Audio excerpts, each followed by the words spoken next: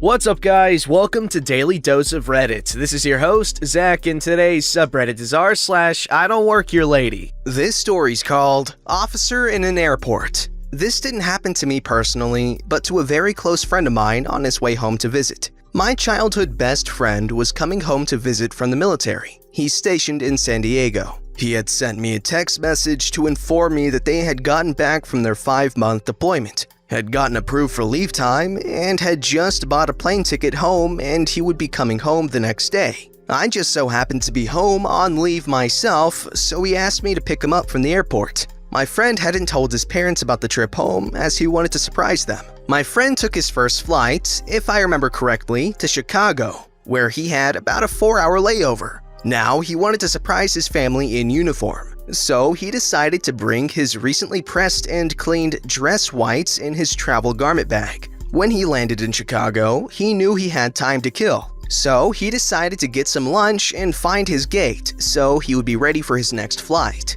He got himself comfortable at a seat by the gate and struck up conversation with a Marine who had just graduated boot camp from Parris Island and was on his way home to visit his family. Now, my friend has been in the Navy for about 5.5 years and is a lieutenant, or O3. He asked what flight the Marine would be going on and found out that they were both catching a flight to Minnesota. After a short amount of time talking, my friend asked the young Marine if he would watch his belongings so he could get changed into his uniform. The Marine agreed, and my friend got changed and quickly came back to his seat. As the flight approached, the flight attendants prepared to open the gate for passengers, and my friend had gotten up and ready to board. Military, more often than not, gets to board before the other passengers, so he stood close to the front of the line. He noticed a well-dressed man and who seemed to be his wife arguing with the flight attendants at the counter about the first-class seats that were available. There were 3 available, and the couple wanted to catch an earlier flight. The attendant said that they had to wait until all the passengers scheduled on the flight were boarded, then they could give them the seats. The man became very angry and began to raise his voice to the attendants. After some back and forth arguing, the wife noticed my friend and immediately storms up to him. She says, "Are you really gonna let your flight attendants treat us like this? Do people know who we are?" My friend was confused about why she was asking him, considering he was wearing an all-white uniform and the pilots had a white top with black pants. My friend said, "Ma'am, I can't help you. I'm not who you think I am." Of course I know who you are. Do you think I'm stupid? It's your plane, you decide who boards. "Ma'am, I'm not a pilot, and even if I was, I don't think that's how that works." Don't lie to me. I know you're a pilot. You're wearing the damn uniform. The things on your shoulders prove it. You can't trick me. "These are shoulder boards, and it means I'm an officer. It doesn't necessarily mean I'm a pilot." At this point, the man at the counter finally gave up trying to argue with the flight attendants and noticed that his wife was arguing with my friend. He realizes that his wife has mistaken my friend for someone he's not and interjects into the conversation, attempting to calm his wife down. This is simply making her more irate as she now starts shouting obscenities at my friend. "I don't know why you're getting angry at me. You initiated the conversation and made yourself look dumb." How dare you talk to me like that? I have been flying with this airline for 20 years. Bet your ass I'm gonna tell your boss how you talk to me. "We need to go now." No! Frick you! I'm not letting this freaking punk talk down to me. What's your boss's name? I want to know right now. My friend doesn't hesitate to pull out a skipper's contact card and says, "Here's the number to his office. Tell him Lieutenant OP's friend says hello." By this point, she had her phone out and was dialing the number when security showed up. Security told my friend to go ahead and board so he would not miss his flight. As he walks up to the counter, the flight attendant says to him that they decided to upgrade his flight to first class, free of charge. My friend asked if they could do the same for the young Marine that was boarding with him. The attendant agreed and announced on the intercom to thank them for their service and congratulate them on the upgrade to first class. My friend told me the look on the woman's face was priceless as she walked through the gate. Instant karma for a horrible woman. Okay, honestly, if there's military service members on a flight and there are available first-class seats, automatic upgrade, come on. And if you're worried that my system is flawed, because there might be more service members than there are seats, and oh my god, there's not enough seats, what are we gonna do? It's not fair, how are we gonna decide who gets what seat? It's simple, okay? It's first come, first serve. If you're first in line, you get the pick of the pick. This story's called $15,000 Instant Karma. Hi! Someone said this belonged here because I technically do not work for the department store that my shop rents out space in. The other day, these two older European women came into my section of the department store I work in and brought up a coat from a different part of the store, asking me to price check it for discounts. I kindly explained that I can't be sure of the price if there's discounts on it, since my section of the store isn't actually working for the store. We just rent out space in it. So I can't be sure of any deals they have if they aren't in the system. I then told them they can go to the main service desk, less than 20 feet away from my section, and they can give the most accurate price. They immediately got very angry, calling me stupid, screaming at me, and saying I didn't know how to do my job. I spent 10 minutes explaining in every way I knew how that I can't be sure if there aren't any discounts on it because we are a separate store, just located inside of the department store. So I/everyone that works there doesn't have knowledge of all the sales going on for other sections, because we don't need to. They continue to refuse to walk the few feet to the service desk again and again. And the one doing most of the talking or yelling threw, yes, overhand threw, the heavy-ass coat at my stomach and told me to hold it for her, then walked away. I stuck the coat on a rack next to our station, because this coat wasn't our merchandise and I didn't give a crap what happened to it after that. They then proceeded to come back 30 minutes later after wandering around the store, and the one that threw the coat at me was screaming and crying, freaking out, saying that she lost her 24-karat solid gold diamond ring in our store. I noticed the ring the first time I saw her. It was a huge rock. She started screaming for me to please look for it because it's worth $15,000. It's her prized possession, etc. I glanced around and said, "I'm sorry, but I have no idea where it is and haven't seen it." She told me it was my fault she lost it, and then her and her benchy sidekick literally ran around the store for 5 hours and never found it. It's been almost a week, and I asked the general manager of the department store if they found it. And nope, it's gone.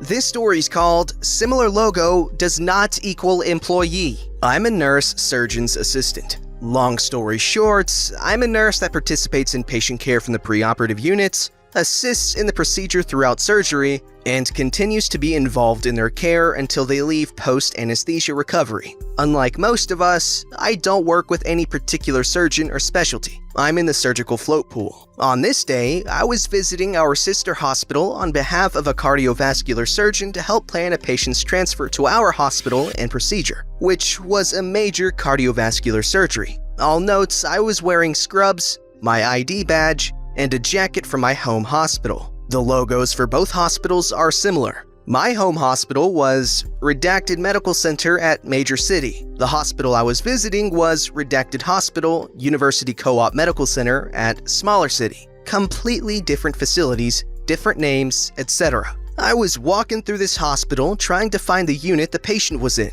and I'm stopped by an old lady asking where the emergency department is. I didn't work there, however, I did know where the emergency department was, so I gave the directions I knew. I had my meetings, met the patient, collected the information I needed, etc. So I decide to head to the cafeteria, grab some food, and leave.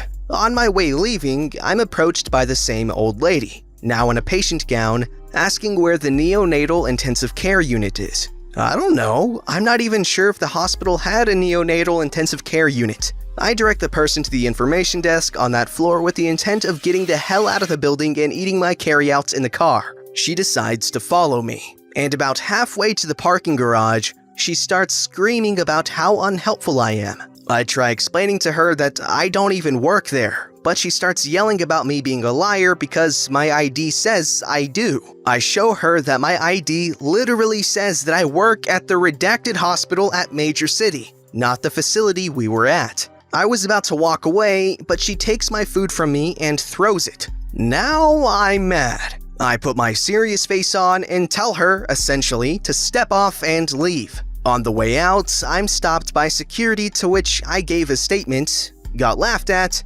which made me even more pissed, and by the time I got back to my hospital, The cardiovascular surgeon I made the run for had heard of the event. Okay, I understand that this subreddit exists solely because people don't ever believe anybody for some reason when they say that they don't work at a certain place, but I'm just baffled as to why they never believe them. In the case of this patient, I can actually kind of understand because, when you're visiting a hospital and you're not necessarily familiar with hospitals, nurse equals nurse. You don't understand the differences. At least this is from a perspective of someone who never really goes to hospitals that often. So if I see scrubs, it's just nurse. And I understand there's nuance to it. There's different types of nurses as mentioned here. And this woman probably just assumed this nurse was just trying to get out of doing her job, which is very common with lazy people. So my point is, it's helpful to assume a perspective of ignorance, you know what I mean? Obviously, I'm not saying to be ignorant, I'm just saying stupid people are stupid. They don't know any better. But again, in this Redditor's defense, there's not much else she could have done to explain that she didn't work there. So I guess it comes down to the patient to not be a stupid jerk. Alright, this story's called Stir Fry Sauce. Hello everyone, long-time lurker here. I was amazed when I came across this subreddit. Finally, I have a story to share that fits perfectly. Please forgive spelling and grammar. I have some neurological issues and can get a bit wonky.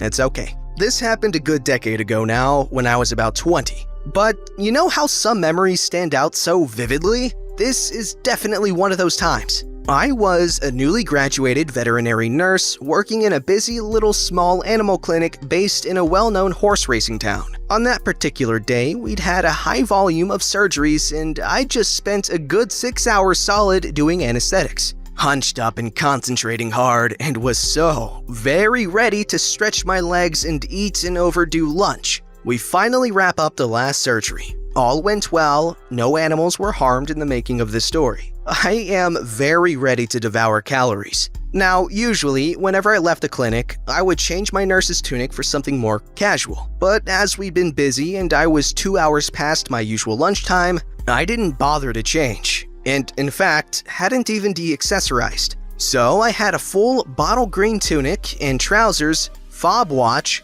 name badge with job title, and to top it all off, a stethoscope round my neck. Full-on knackered nurse chic. I was in a rush to get my coveted sandwich, damn it. Point is, everything about my look screamed medical worker. I decided to pop into the local Marks & Spencer's and get a nice sandwich. Anyone from outside the UK, Marks & Spencer's is a department store that is fairly fancy, not super duper posh, but not exactly an everyday shop either. This branch was a clothes store up front with a food section at back.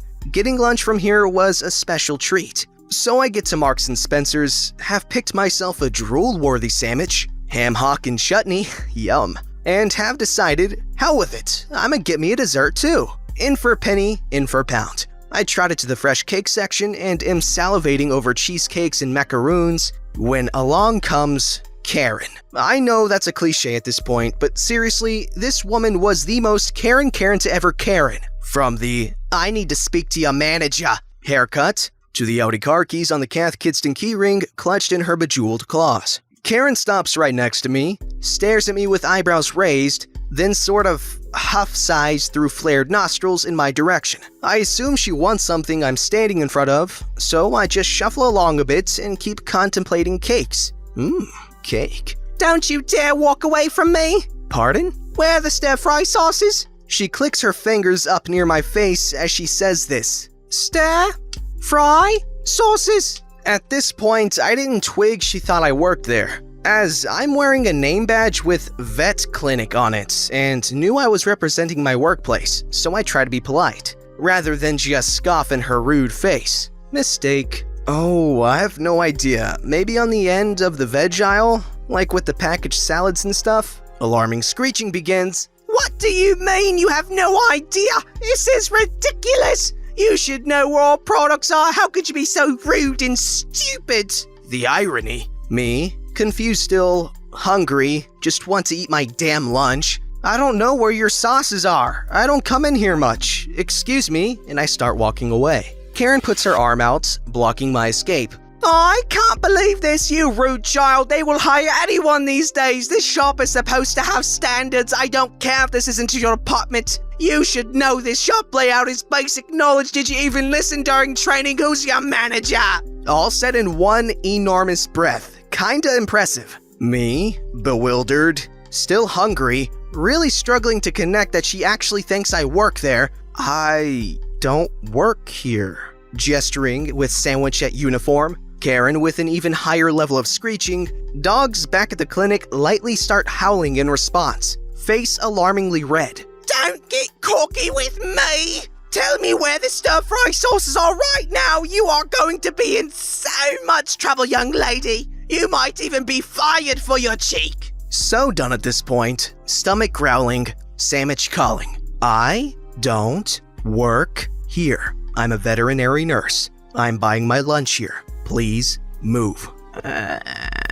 Karen's gears start turning, eyes roaming nursey evidence.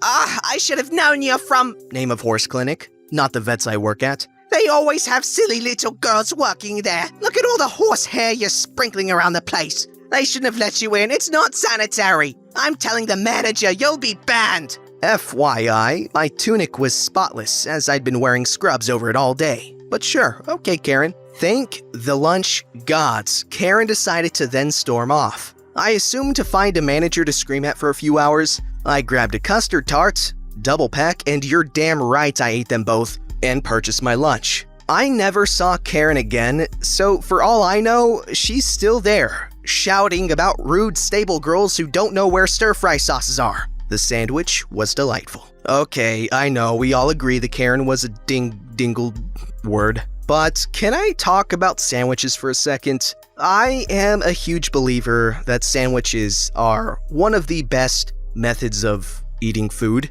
I will take a good sandwich over any meal, ever. Okay, I'll take that back. Okay, so it's either sandwich, pie, or the halal guys. I'm really good at making good sandwiches and really good sauces for those sandwiches, so yeah, I'm big on those. Also, let me say this, if you're near Manhattan, or you can go there, or if you're in Houston, I don't know where else they are, but please check out the halal guys, they are so good. Get a platter with rice, the gyro meats, I call it gyro, shoot me, and chicken with naan, no tomatoes, the tomatoes are so bad for some reason, and get some white sauce, the white sauce is so good. The red sauce is really spicy, so go easy on it if you can't handle it. I take 2 packs, that's because I'm badass. Don't forget to like, subscribe, and hit that bell to never miss an episode.